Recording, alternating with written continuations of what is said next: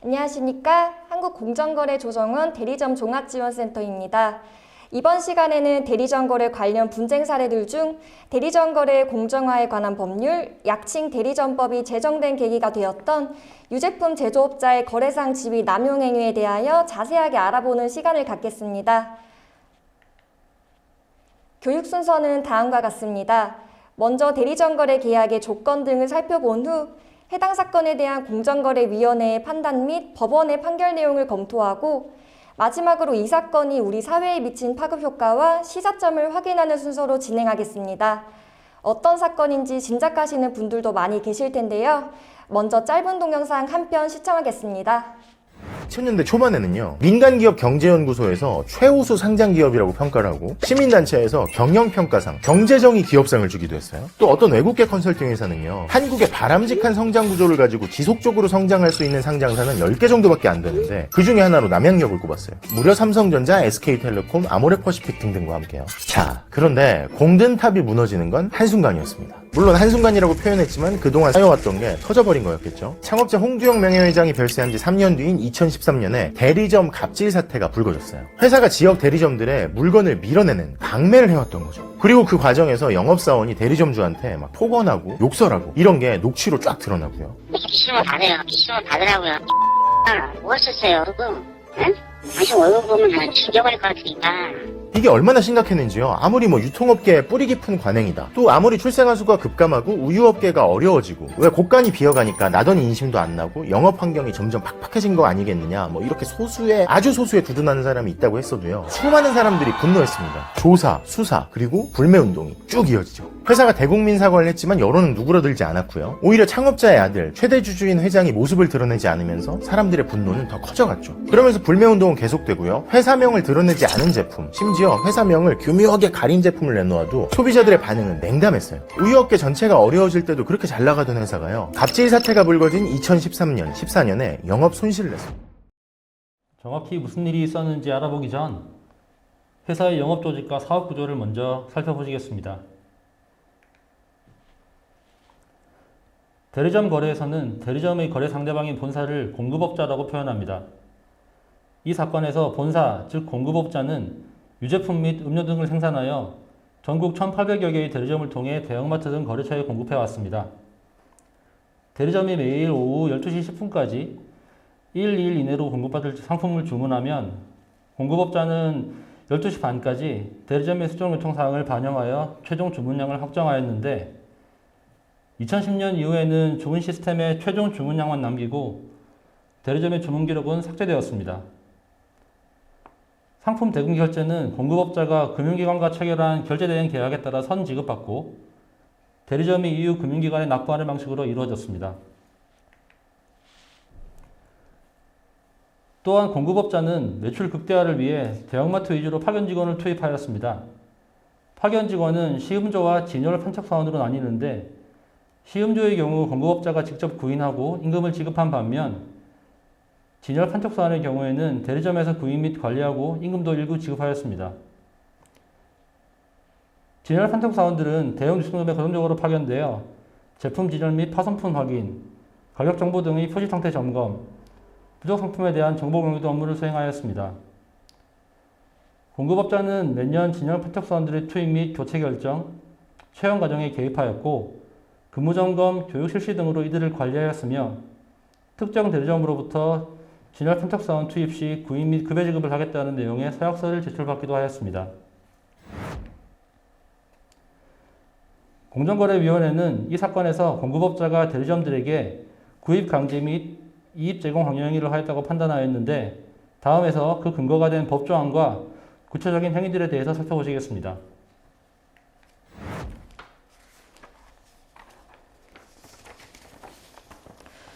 구공정거래법 제23조 제1항 제4호에서는 사업자가 자기의 거래상의 지위를 부당하게 이용하여 상대방과 거래하는 행위를 하여서는 아니 된다 라고 규정하고 그 세부 유형 및 기준을 같은 법 시행령 별표 1의 2에서 규정하고 있습니다. 참고로 해당 규정은 지금도 공정거래법 제45조 제1항 제6호 같은 법 시행령 제52조 및 별표 2에 동일한 내용으로 존재합니다. 화면 화면상에 빨강색으로 표시된 구입 강제, 이익 제공 강요, 판매 목표 강제, 불이익 제공, 경영 간섭 행위가 거래상 지위를 남용한 불공정 거래 행위에 해당합니다. 위 법조항이 적용되려면 우선 사업자의 거래상 지위가 인정되어야 하는데요. 공정거래위원회는 공급업자의 제품만 취급하는 전속 대리점의 비율이 높고 유제품 시장의 2위 사업자인 공급업자의 영향력이 상당하며 기존 대리점을 인수하는 경우 상당한 금액을 투자하게 되므로 다른 대리점으로 전환 등 대체 거래선을 확보하기 어려운 점 등을 이유로 이 사건에서 공급업자에게 거래상 지위가 존재한다고 보았습니다. 공정위는 개별 행위에 대한 위법성 여부를 다음과 같이 판단하였습니다. 먼저 구입강제 행위의 위법성 판단에 대한 내용입니다. 지금 보시는 내용은 대리점의 최초 주문 수량과 공급업자가 수정한 최종 주문량의 차이를 확인할 수 있는 주문 시스템 화면 예시입니다. 앞서 분쟁 배경에서 대리점이 매일 12시 10분까지 상품을 주문하면 공급업자는 12시 반까지 최종 주문량을 확정한다고 말씀드렸는데요. 이 화면에서 대리점이 주문한 오전 11시 23분의 제품 수량과 공급업자가 수정한 35분 후의 주문 수량이 100박스 이상 차이 난다는 사실을 확인하실 수 있습니다. 공급업자는 이와 같이 대리점들의 주문량을 임의로 수정하여 최종 주문량을 늘리고 실제로 대리점들에게 그 수량만큼 제품을 공급한 후 상품 대금을 결제하였습니다. 공정거래위원회는 공급업자 내부 회의록 및 보고자료, 공급업자 직원들이 주고받은 전자메일 내용 등을 통해 공급업자가 2007년 10월부터 2013년 5월까지 대리점들에게 주문하지 않은 제품 또는 유통기한이 임박한 제품을 할당하여 구입을 강제한 사실을 확인하였습니다. 또한 공급업자는 대리점들이 공급업자에게 구입 강제 행위에 대한 시정을 건의한 내용 및 복수의 대리점이 구입 강제를 이유로 공급업자를 공정위에 신고하여 조정이 개시된 사례들을 내부적으로 공유하고도 불법적 관행을 전혀 개선하지 않고 향후 소송에 대비하여 대리점의 자발적 참여를 증명할 수 있는 다른 축적이 필요하다고 검토한 사실이 공정위 조사 결과 드러났습니다. 또한 공급업자는 2010년 이후 최종 주문량에 대한 기록만 남기고 대리점의 주문 내용은 검색이 불가능하도록 시스템을 변경하였는데요. 이처럼 대리점의 제품 구매 의사를 표현하는 청약이자 거래 당사자 사이의 채권 채무 관계를 확정함에 있어서 매우 중요한 근거가 되는 주문 기록이 남지 않도록 조치한 것은 정상적인 거래 관행에 반하는 내용으로 구입 강제의 증거를 은폐하기 위한 것이었습니다.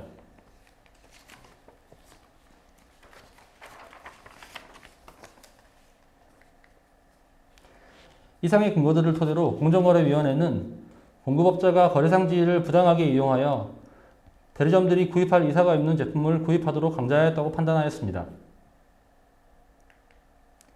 다음으로 이익 제공 강요 행위에 대한 위법성 판단 내용입니다. 공정거래위원회는 우선 공급업자가 대리점들과 체결한 위탁 판매 계약서에 진열 판촉사원의 급여 분담에 대한 내용이나 공급업자가 사정해 대리점들과 진열 판촉사원 급여에 대한 분담 비율에 대하여 협의한 사실이 없다는 점에 주목했습니다. 또한 공급업자가 유통업체 진열 판촉사원 운영 방안을 마련하고 채용 및 투입, 교체 결정에 실제로 개입하였으며 근무 시간을 직접 관리하는 등 실질적으로 고용주의 역할을 수행하였으므로 이들의 급여도 부당하는 것이 적절하다고 판단하였습니다.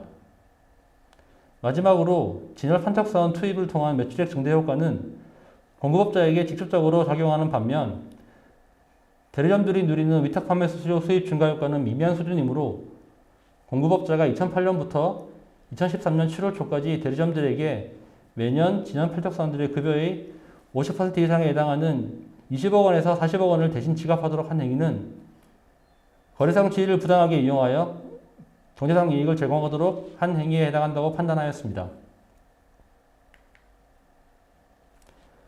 그 결과 공정위는 구입 강제 행위 및 이익 제공 강요 행위를 이유로 공급업자에게 과징금 약 124억 6,400만 원을 부과하고 주문 시스템 및 상품 대금 결제 방식을 변경할 것을 포함하는 내용으로 시정명령 등을 내리게 됩니다. 그런데 이후 공급업자가 제기한 행정소송에서 구입 강제행위에 대한 과징금 약 119억 원의 부과를 취소한다는 판결이 내려지게 됩니다. 당초 공급업자가 2009년부터 2013년 4월까지 총 26개 품목의 매출액 약 5,982억 원을 기준으로 구입강제 행위에 대한 과징금을 산정하였는데 법원은 공정거래위원회의 판단 자체는 모두 인정하지만 4년 4개월간 26개 품목의 매출액 전체를 구입강제 행위의 결과로 단정하기에는 그 근거가 부족하다고 판단한 것입니다. 그럼에도 불구하고 이 사건은 사회적으로 큰 파문을 일으켰고 많은 변화를 만들어냈습니다. 다음에서는 이에 대하여 살펴보겠습니다.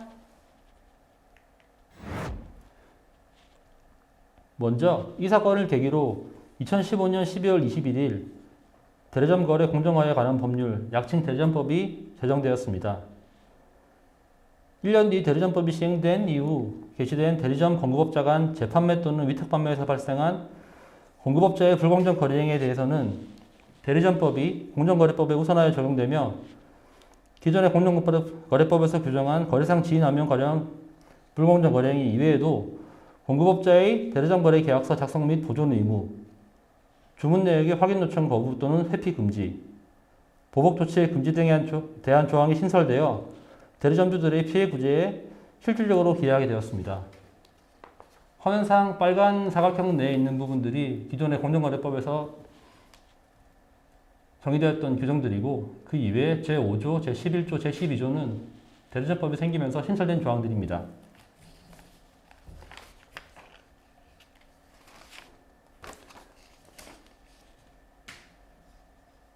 대리점법의 자세한 내용은 우리원 공정거래교육센터 홈페이지 edu.copeo.or.kr에서 진행될 예정인 대리점법 교육 동영상을 참조하시기 바랍니다.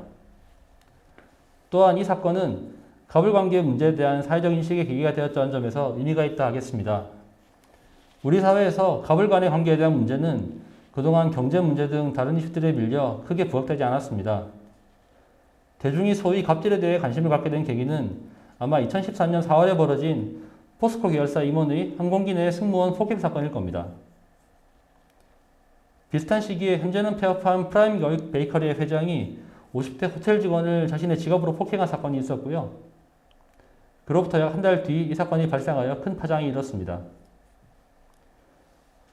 소매점주들을 중심으로 벌어진 남양유업 제품 불매운동이 일반 소비자들에게까지 확산되었고 지금까지도 남양유업은 예전의 시장 점유율을 회복하지 못하고 있습니다.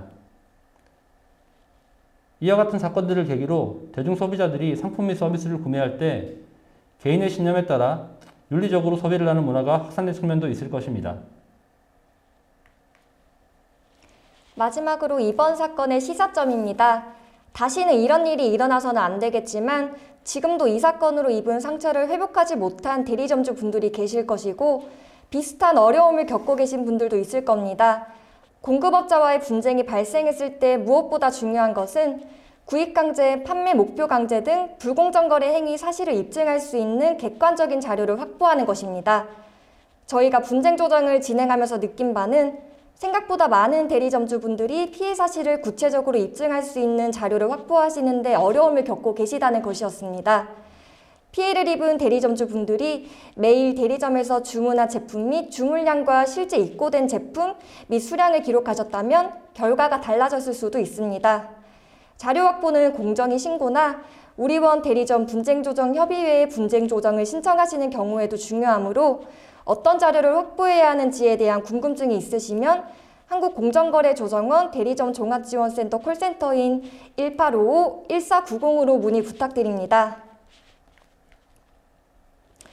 이 외에도 대리점 거래에 관한 고충 상담이나 교육 문의 등이 있으신 경우에도 1855-1490 내선 2번으로 전화 문의 부탁드립니다. 이상으로 오늘 교육을 마치도록 하겠습니다. 감사합니다.